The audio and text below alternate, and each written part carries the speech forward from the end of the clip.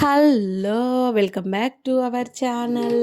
ఈరోజు రెసిపీ వచ్చేసి meal maker curry అండి. కొద్దిగా 4 వంకాయ ముక్కలతోటి ట్రై చేశాను. చాలా బాగా ఉంది టేస్ట్.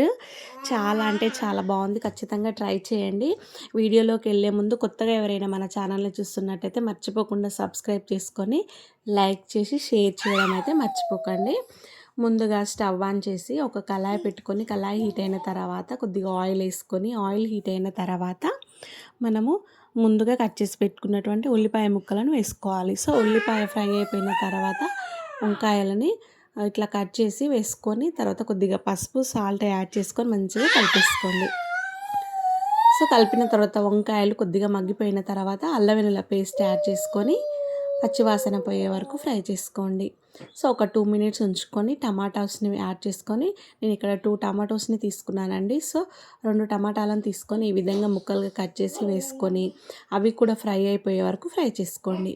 సో ఈ విధంగా ఫ్రై అయిపోయిన తర్వాత ఒక 2 టేబుల్ స్పూన్ల వరకు కారం అనేది యాడ్ చేసుకోండి.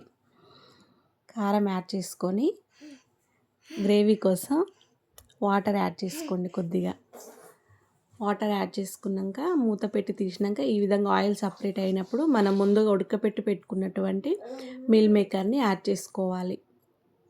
సో నేను ఇక్కడ వేడి నీళ్ళల్లో వేసి ఒక 5 మినిట్స్ పాటు ఉంచుకున్నానండి. తర్వాత ఈ విధంగా తీసి కర్రీలో వేసుకోవాలి.